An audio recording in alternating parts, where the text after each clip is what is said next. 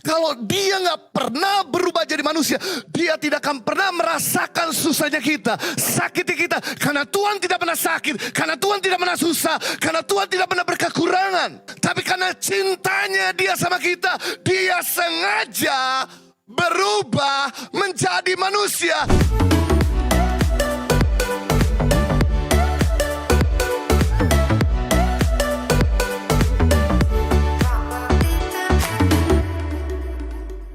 Dampak dari kita intim atau dekat dan melekat sama Tuhan. Yang pertama, dampak kalau kita dekat sama Tuhan, Tuhan akan semakin akrab dengan kita. Dia akan semakin dekat sama kita. Yakobus 4 ayat 8, mendekatlah kepada Allah dan ia akan mendekat kepadamu. Tahirkanlah tanganmu, hai orang-orang berdosa, dan sucikanlah hatimu, hai kamu yang mendua hati. Ini menarik, mendekatlah kepada Tuhan, maka dia akan mendekat kepada kita.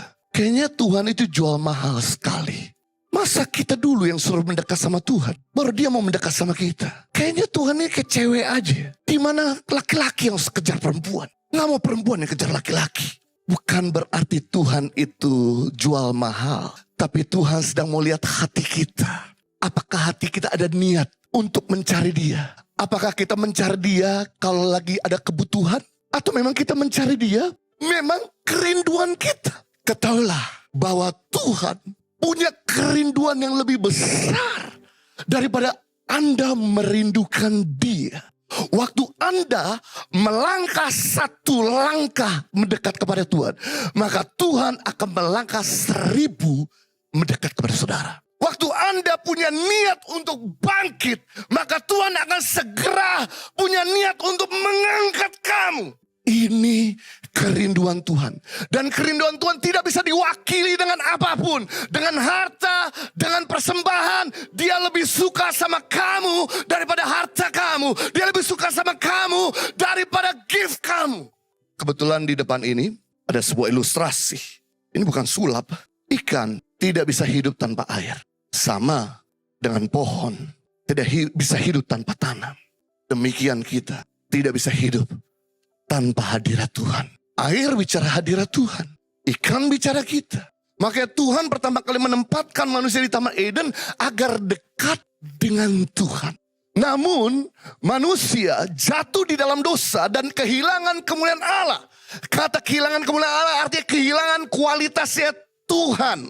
Semua orang telah berbuat dosa dan telah kehilangan kemuliaan Allah. Tidak ada satupun di antara kita di dunia yang tidak pernah berbuat dosa. Saya mau tanya sama saudara, berapa banyak dari saudara yang belum pernah berbuat dosa? Bisa angkat tangan, biar saya melihat tangan-tangan saudara yang belum pernah berbuat dosa. Jujur di hadapan Tuhan, jangan bohong di gereja.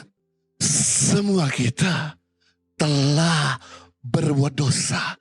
Akibat dosa, maka kita kehilangan kualitasnya Tuhan.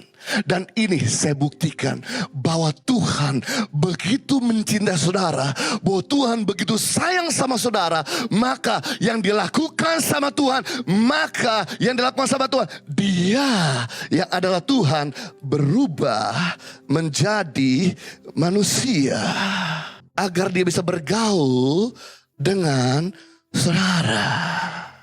Sehingga waktu ikan ini sakit, maka temannya mengerti.